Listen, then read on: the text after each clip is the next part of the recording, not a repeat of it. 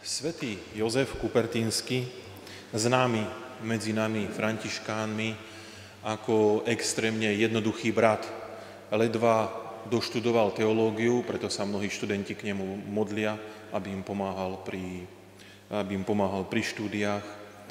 A celkovo jeho život bol dosť kontroverzný, bol aj prenasledovaný cirkvou, lebo mal také zvláštne prejavy svojej nábožnosti.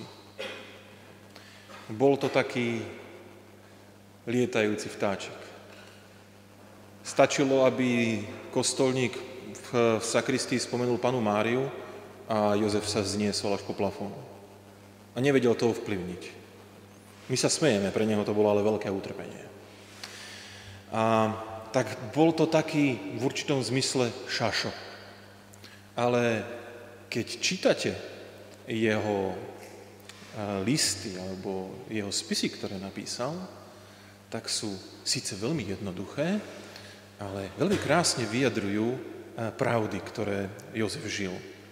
A jedný z jeho myšlienok sú také čisto františkánske, lebo vychádza presne z opisu prírody. A on vraví, že duša bola stvorená na lietanie. Duša nebola stvorená na to, aby sa držala tejto zeme. Ona je ako tie nebeské vtáčiky, ktoré lietajú vysoko nad zemou. A niekedy musia zísť dole, lebo si prídu po potravu, ale keď si uchmatnú potravu, zase hneď letia hore.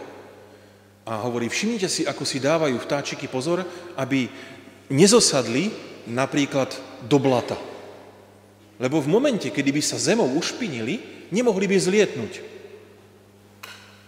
Dávajú si veľký pozor, keď prisadnú aj na dobrú zem, lebo na zemi je najväčšia pravdepodobnosť, že ich chytí nejaký predátor. A on pripodobňuje vlastne z toho pozorovania vtáčikov, hovorí, že presne takto bola stvorená duša. Nebola stvorená na to, aby sa držala tejto zeme. A on toto presne žil vo svojom živote. Tú takú hlbokú vnútornú slobodu voči všetkému, čo okolo neho bolo. Boh to tak potom niekedy ukazoval, že je až taký ľahký, že sa už na tej zemi ani neudrží. Krásny symbol pre duchovný život. Boh chce a stvoril nás tak, aby sme mohli lietať. A my niekedy z rôznych dôvodov musíme pristať na zem, ale je veľmi dôležité, aby sme boli opatrní, keď na ňu pristávame. Je veľmi dôležité, aby sme boli opatrní, keď sa dotýkame tejto zeme. A to platí vo všetkom.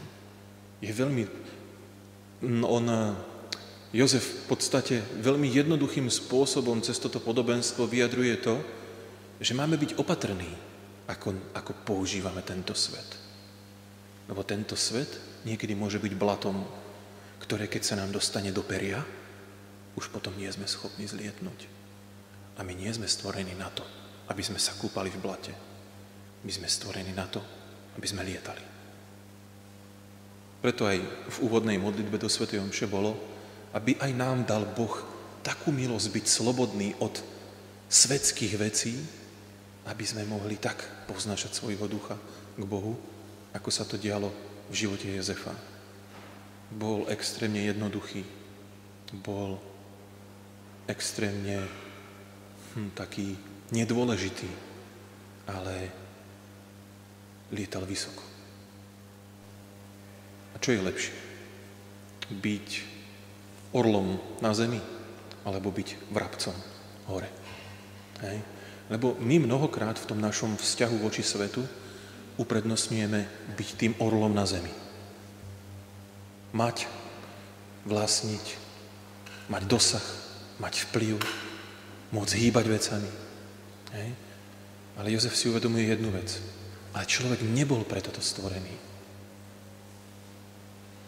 A je úplne normálne, že niekedy musíme k tej zemi zostúpiť, tak ako aj ten vtáčik, keď si ide pre to zrno, alebo keď si ide pre toho chrobáčika, alebo pre toho červička, ale ako ho uchytí, hneď zazletí hore.